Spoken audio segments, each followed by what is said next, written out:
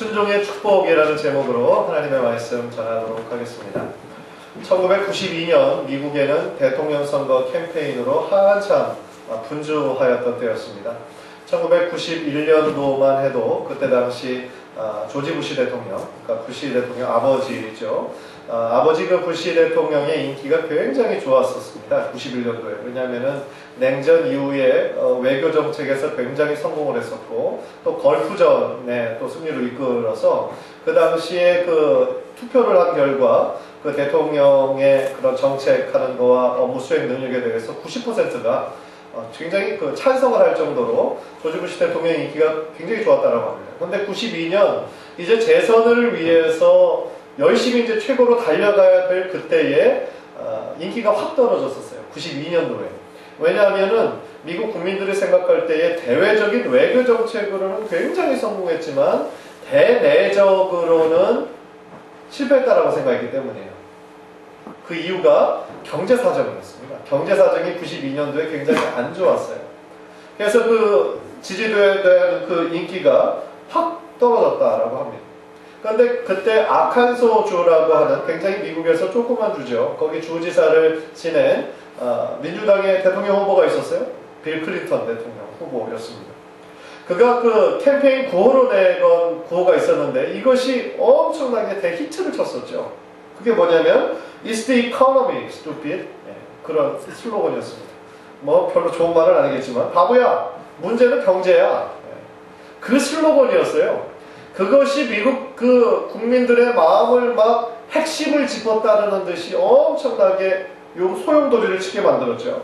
그래서 그것으로 인해서 재선을 노리는 그 대통령을 꺾고 이 빌 클린턴 대통령이 대통령에 오르게 되죠. 그 클린턴 행정부 시절에 미국의 경제는 최고의 호황을 이루었습니다. 물론 그의 재임 시절에 뭐 다 아시는 것처럼 뭐 안 좋은 그런 시끄러운 소식들도 있었어요. 그러나 경제에 관한 역대 미국 대통령 중에 가장 뛰어난 대통령 중에 한 명으로 늘 꼽히긴 이유가 바로 그 경제 정책에 성공했기 때문입니다. 이 빌 클린턴 대통령이 지난 3년 전에 또 책을 하나 쓴 책이 있는데 제목이 Back to Work이라는 겁니다. 그러니까 몇십 년 전에 자기가 대통령 할 때 그때도 최고의 핵심은 경제였다면 지금의 문제는 바로 일자리 창출이라는 거예요. 그래서 미국에 오랫동안 지금 계속되어 오는 이 불경기를 극복하는 방법, 그것은 바로 일자리 창출이다. 그러니까 결국 이 클린턴 대통령이 그때서나 얘기했던, 그리고 지금도 얘기하는 것의 핵심은 뭡니까? 문제의 결론은 바로 경제다 라는 것이죠. 근데 사실은 미국뿐만 아니라 한국 또 여러 나라가 그 나라에 있어서 모든 문제에 있어서 가장 핵심이고 가장 중요한 결론은 늘 이 경제에 귀결될 때가 참 많습니다. 근데 이걸 생각해 보면서 그런 생각을 해봤어요. 우리들의 신앙생활은 어떨까? 우리가 평생에 따라야 하고 걸어가야 할 신앙생활의 결론이 있을까? 만약에 있다면 그것은 무엇일까? 라는 질문을 한번 스스로 던져보았습니다. 한마디로 규정하기 참 힘들죠. 그러나 오늘 레위기의 말씀을 통해서 오늘 이 레위기 26장의 말씀이 레위기의 결론이거든요. 레위기의 결론일 뿐만 아니라 또한 우리 신앙의 결론일 수 있겠다라는 생각을 해봅니다. 그것은 뭘까요? 하나님께 순종하는 삶입니다. 하나님께 순종하는 것. 그것이 바로 우리들의 이 신앙생활의 목표가 될 수도 있고 결론이 될 수도 있다라는 것이죠. 우리가 성경을 열심히 읽고 묵상하는 것, 그 이유 우리들의 지식을 위해서가 아니라 바로 하나님의 그 말씀에 더욱더 순종하기 위함이라는 거죠.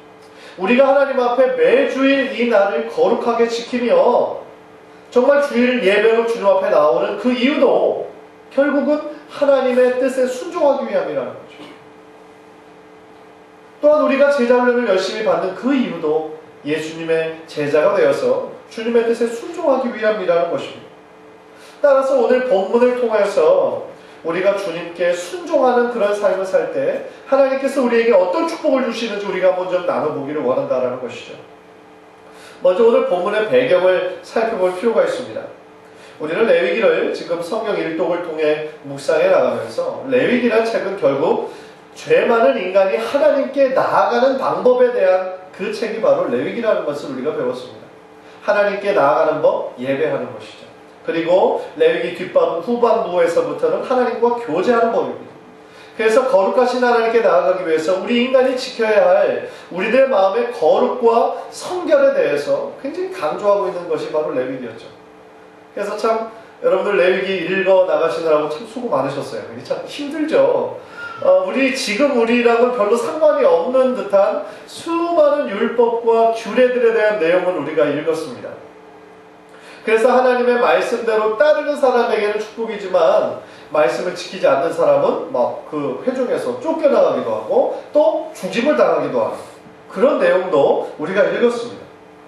그리고 오늘 본문이 위치한 26장에서 드디어 하나님은 모세를 통하여 순종하는 자에게는 축복을, 불순종하는 자에게는 저주를 내리실 것을 말씀하시죠.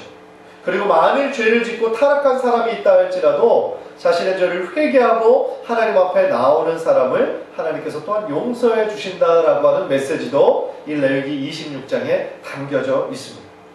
즉 하나님께서 이런 법을 말씀하실 때는 정말 마치 어떤 우리가 지킬 수 없는 법을 막 주어서 우리가 그것을 어길 때 진노하시고 그것을 화내시는 그런 무서운 하나님이라기보다는 어떻게 보면 힘들지만 아버지의 뜻에 순종하는 자에게 더 좋은 것을 주기 원하시는 그 마음을 가지신 분, 그분이 바로 우리 하나님 아버지라는 것을 깨닫게 됩니다. 또 하나 레위기를 묵상하면서 깨닫는 것은 뭐냐면요, 우리가 축복을 받을지 저주를 받을지 결정할 수 있는 것은 결국은 인간의 선택이더라는 겁니다. 하나님의 말씀은 언제나 우리에게 어떤 믿음의 선택할 것을 요구하세요.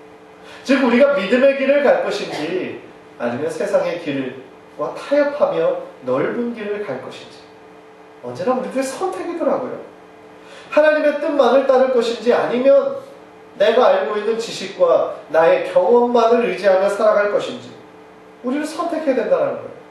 그런데 구약뿐이 아니고요, 어떻게 보면 복음이라는 것도 우리들 모두에게 주신 너무나 좋은 소식이지만 그 복음을 따르기로 선택한 자에게는 우리들에게 영생을 주시고 천국을 선물로 주셨지만 그 복음을 받아들이지 않기로 선택하는 자에게는 사실은 영원한 멸망이 주어져 있는, 결국 이 복음도 우리들의 선택에 따라, 믿음의 그 선택에 따라 그것이 축복일지 아니면 영원한 멸망이 될지 선택하게 되는 거더라. 그런 면에서 지금 우리가 이 자리에 하나님 앞에 나와 하나님께 예배하고 또 하나님의 말씀을 듣는다라는 것 자체가 얼마나 하나님 앞에 감사한 건지 다시 한번 깨닫게 됩니다. 정말 간절히 바라기는 우리 성도님들 한 분 한 분 모두가 주님의 말씀에 전적으로 순종하는 삶을 살기로 선택하고 결단하는 우리 성도님들 모두 되시기를 주님의 이름으로 간절히 축원합니다. 그렇다면 오늘 본문 3절에 나온 말씀처럼 우리가 하나님께 순종하는 삶을 살 때 어떠한 축복을 주실까요? 세 가지로 정리해서 말씀을 나누겠습니다. 첫 번째로 하나님께서는 때를 따라 돕는 은혜를 주십니다. 4절 5절을 보시면 내가 너희에게 철 따라 비를 주리니 땅은 그 산물을 내고 밭에 나무는 열매를 맺으리라. 너희의 타작은 포도 딸 때까지 미치며 너희의 포도 따는 것은 파종할 때까지 미치리니 너희가 음식을 배불리 먹고 너희의 땅에 안전하게 거주하리라.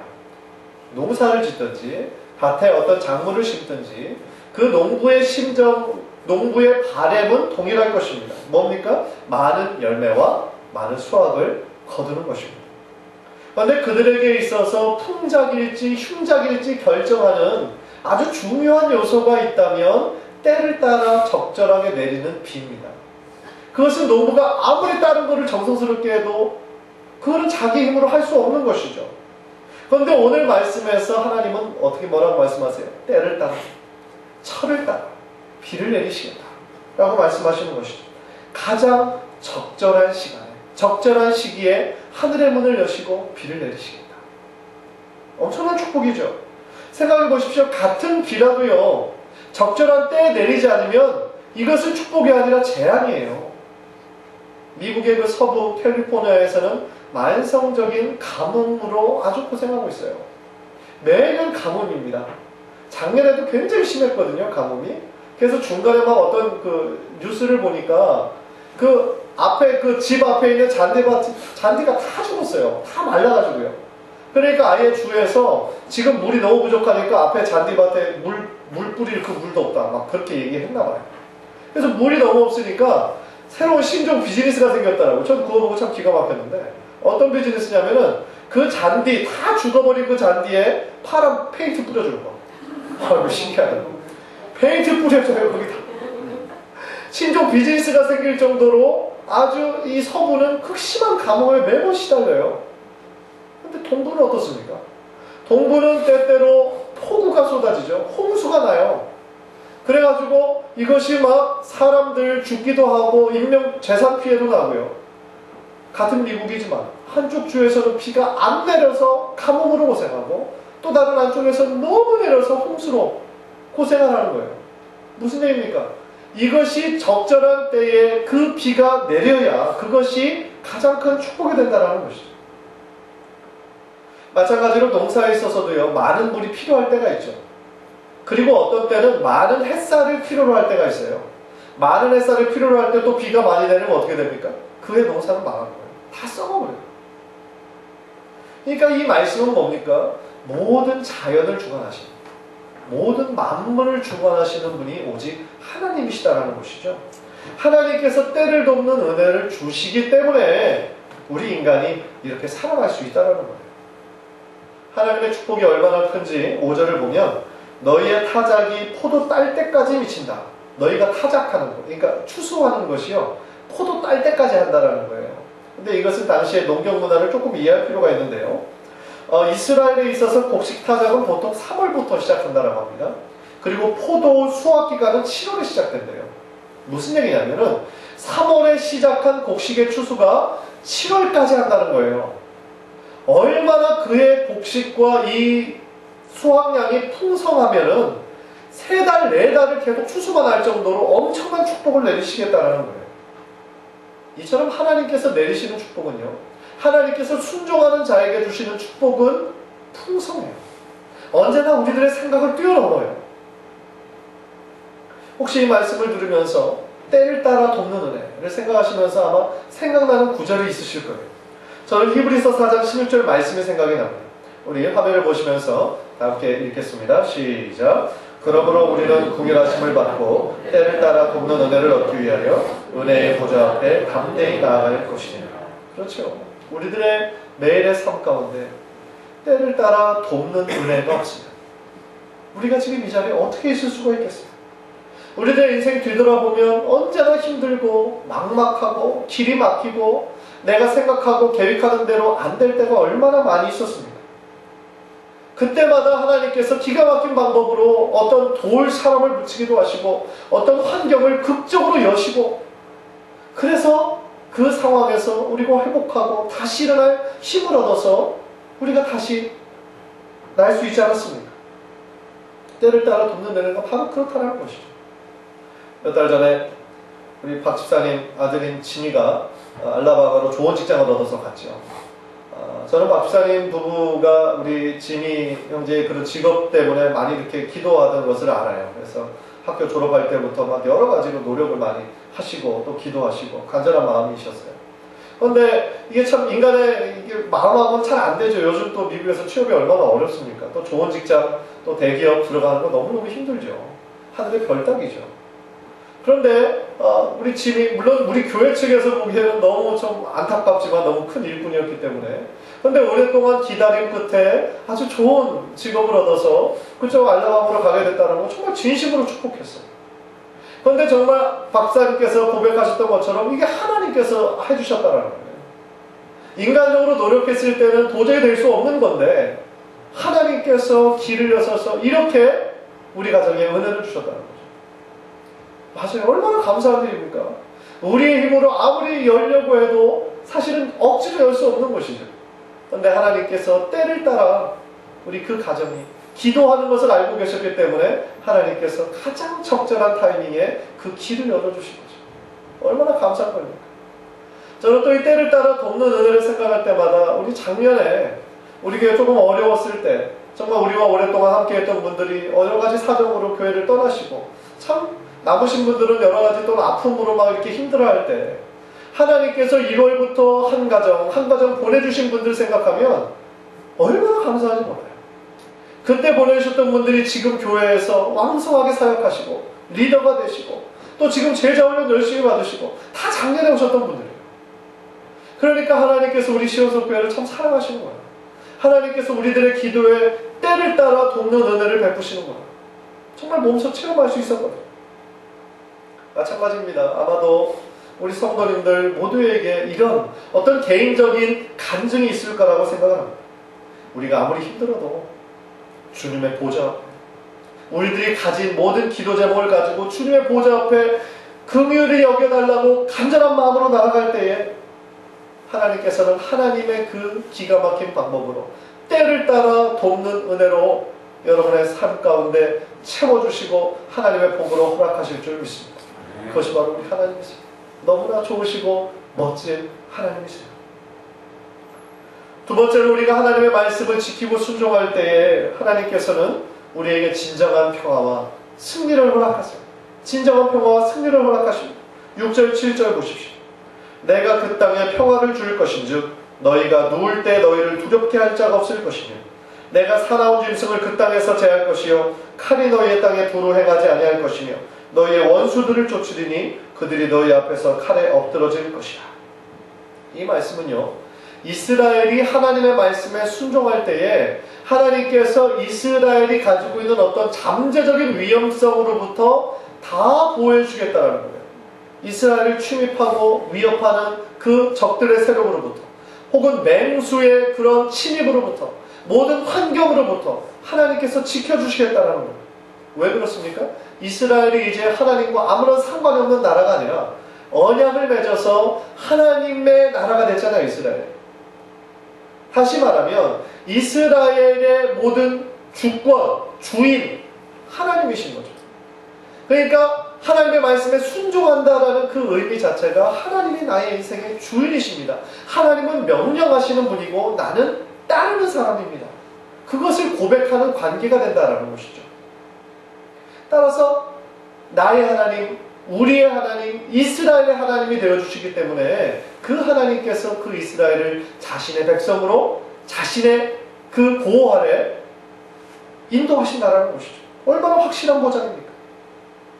내 뒤에서 눈에 보이지는 않지만 나를 언제나 뒤에서 서포트하고 계시는 하나님, 나를 지지하고 계시는 하나님, 그분이 바로 우리 하나님이시라는 거죠. 예를 하나 한번 들어보죠. 제가 오늘은 좀 시청각 교육을 위해서 종이를 가져왔는데, 우리의 어떤 존재는요, 이 종이 한 장처럼 힘이 없어요. 나풀거려요. 그리고 쉽게 찢어져요. 물 젖으면 그냥 흐물흐물해져 버리고 못 써버리고요. 그리고 누군가 강한 힘을 주면 다 맞춰지나? 연습을 좀 해야 돼요. 찢어져 버려요. 우리의 힘이 이렇게 연약한 존재라는 거죠. 어떤 외부적인 환경과 상황에 너무 쉽게 장애를 받아요. 너무 쉽게 찢어지고 아파하고 버려지고 그래요, 우리는. 그런데 우리 뒤에 말이죠, 이 연약한 이 종이 뒤에 이 든든한 보드가 있다고 생각해 보시라는 거죠. 든든한.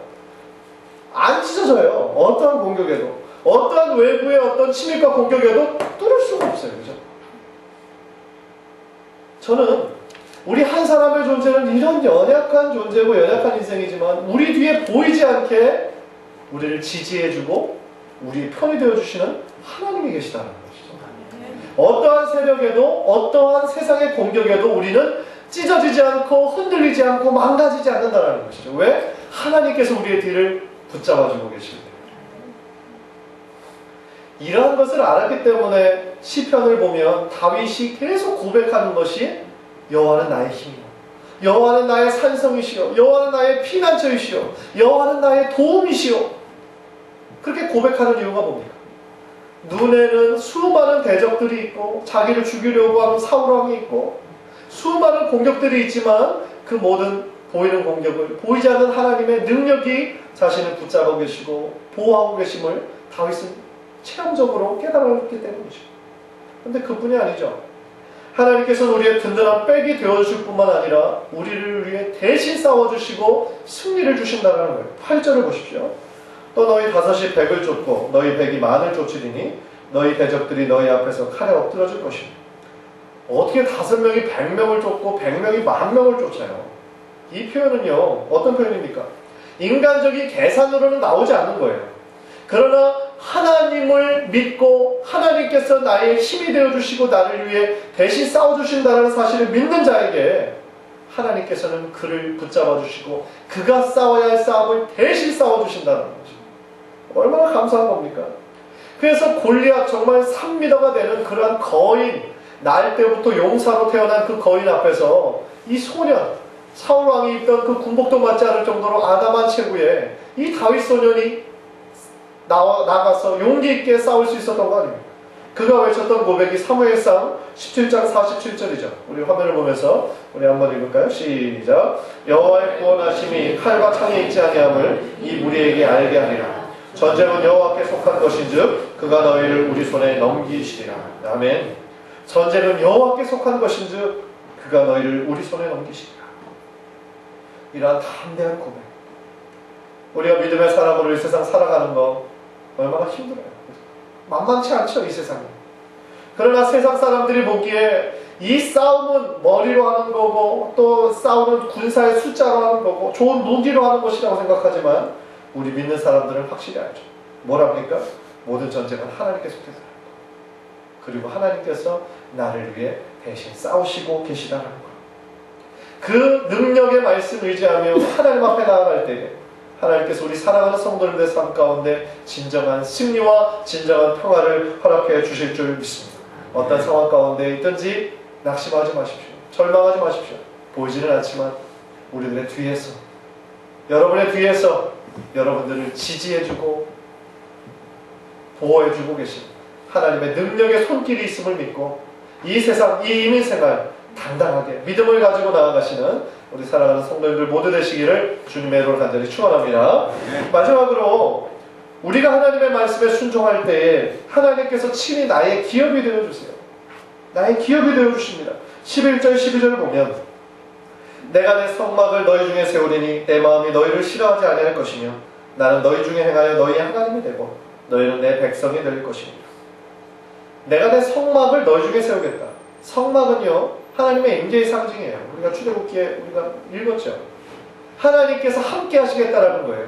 하나님께서 너희의 무리에 네가 가는 어느 곳이든지 함께 하시겠다라는 거예요. 즉 임마누엘의 하나님으로서 언제나 너희와 함께하고 떠나지 않겠다.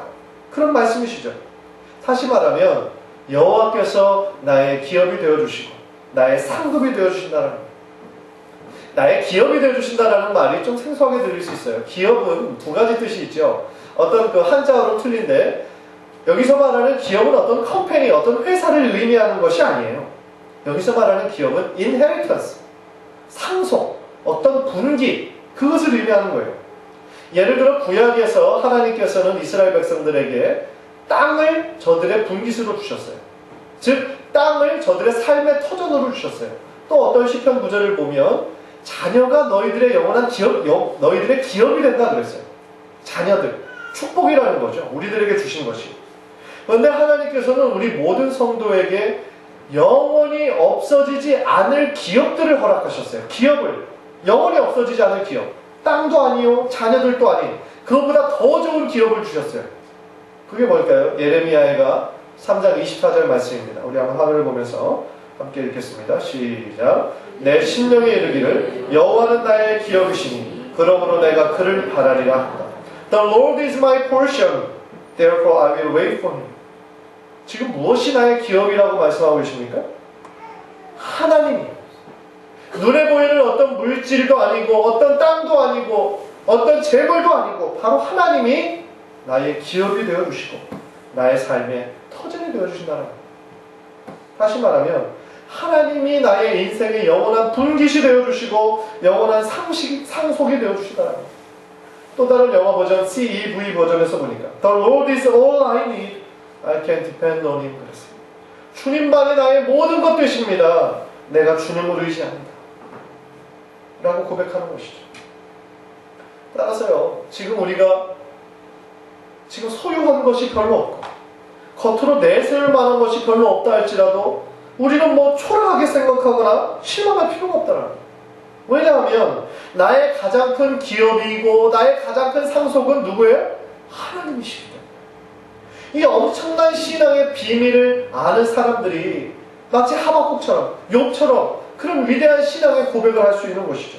왜냐하면 그들에게 눈에 보이는 소유는 다 없어졌다 할지라도 비교할 수 없이 더 큰 하나님을 소유했기 때문이라는 것이죠. 우리가 잘 아는 하박국 선지자의 고백 3장 17절 18절 화면을 통해 보십시오. 비록 무화과 나무가 무성하지 못하며 포도나무에 열매가 없으며 감람나무에 소출이 없으며 밭에 먹을 것이 없으며 우리의 양이 없으며 외양간에 소가 없을지라도 그 뒤 다 같이 읽을까요? 나는 여호와로 말미암아 즐거워하며 나의 구원의 하나님으로 말미암아 기뻐하리로다. 아멘. 앞에 있는 모든 상황 최악이에요. 최악이에요. 이 앞에 있는 것에서 이런 모든 것들이 없으면 아무것도 아닌 거예요. 망한 거예요. 그러나 뒷부분에 위대한 반전이 있죠. 이 모든 것들이 없다 할지라도 나는 그럼에도 불구하고 나는 여호와로 말미암아 즐거워하며 나의 구원의 하나님으로 말미암아 기뻐하리로다. 저는 정말 여러분이 또 제 자신이 이 하박국 선지자와 같이 하나님이 나의 영원한 기업이 되신다라는 그 사실 하나만으로 인해 기뻐하시는 우리 성도님들 되시기를 주님으로 간절히 축원합니다. 그 축복의 말씀을 하나님께서는 12절에서 다시 한번 컨펌해 주세요. 12절에 보면 나는 너희 중에 행하여 너희 하나님이 되고 너희는 나의 백성이 될 것이야. 언약이에요. 출애굽기의 그 시내산 언약을 통해 맺으신 언약이에요. 너희가 내 계명을 지키면 너희는 나의 백성이 되고 나는 너희의 하나님이 되리라. 언약입니다. 그런데 역사적으로 살펴볼 때 하나님께서는 신실하신 분이에요. 하나님께서는 이스라엘과 맺은 언약을 한 번도 먼저 깨트린 적이 없으세요. 언제나 그 계약과 언약을 먼저 어긴 쪽은 이스라엘이에요. 하나님만을 믿기보다는 눈에 보이는 금송아지를 찾고요. 당장 눈에 보이지 않으면 불평하고 불만하고요. 그것이 바로 이스라엘 백성이었어요. 그러나 지금 우리들은 어떠냐는 거죠. 하나님께서는 언제나 신실하세요. 하나님께서 우리를 만나주시고 나의 하나님이 되어주셨어요. 그런데 우리들의 믿음 생활은 참 변덕이 심할 때가 많아요. 어느 순간에는 하나님의 은혜와 사랑이 정말 생생하게 느껴지다가도 어떤 순간에는 내가 기도하는 대로 되지 않고 나의 계획이 잘 되지 않고 그럴 때 어때요? 하나님이 계신 것인지 안 계신 것인지 참 의심하고 헷갈릴 때가 너무나 많이 있다는 거죠. 그러나 그런 변덕스러운 마음이 들 때마다 우리는 어떻게 해야 돼요? 우리는 나의 감정에 의존하면 안 돼요. 신앙은 감정이 아니에요. 신앙은 감정을 뛰어넘는 거예요. 신앙은 우리들의 의지적인 순종이에요. 따라서 우리들의 신앙의 결론은 하나님께 순종하는 것이라고 말씀을 드렸어요. 물론 알지만 실천하기는 쉽지 않아요. 왜냐하면 하나님의 명령이 늘 내가 실천할 수 있는 것만 주시는 분은 아니시잖아요. 때때로 내가 할 수 없는 것까지 원하실 때가 있어요. 그러나 지금까지 짧은 인생 살면서 깨닫는 것은 순종도 훈련이에요. 순종도 훈련이라는 거죠. 지금까지 성경 읽기를 이 표대로 꾸준히 하신 분이라면 오늘이 레위기를 마지막 장 26장 27장 몇 분이나 따라 읽으실지 모르겠지만 정말 진심으로 축하드려요. 축하드려요. 만약에 여러분이 혼자 그냥 내 스스로 올해는 1년 성경 일독할 거야 라고 마음먹으셨다면 진작에 그만두셨을 거예요. 진작에. 아마 출애굽기 그 중반부 넘어서 금방 포기하셨을 거예요. 왜냐면 재미없고 지루하고 이거 도대체 나에게 무슨 의미가 있나라는 생각이 드니까요. 그러나 하루하루 주어진 분량이 있고 또 함께 읽는 사람들이 있다라는 것이 우리들에게 큰 힘이 됐어요. 그래서 지금까지 하루하루 하다 보니까 레위기까지 읽게 된 거예요. 그런데 저는 우리들의 삶의 순종이라는 것도 이런 식으로 하면 되지 않을까라는 생각이 들어요. 당장의 큰 순종 할 수 없어요. 우리들 믿음 그 정도로 뭐 아주 크지 않아요. 견고하지 않아요. 그러나 하루하루 우리가 마치 주어진 성경 분량을 그날 그날 읽는 것처럼 하루하루 나에게 허락하신 그 삶을 최선을 다해 그 삶을 살아드리고 하나님을 기뻐하는 삶을 살기로 선택하는 것. 나의 의지는 안 되지만 늘 감사하도록, 범사에 감사하도록 노력하는 것. 그런 삶을 하루하루 살다 보면 어느새 나의 삶이 하나님이 나의 기업이라는 그 사실 때문에 더욱더 하나님을 기뻐하는 삶이 되지 않을까. 그런 기대를 한번 해봐요.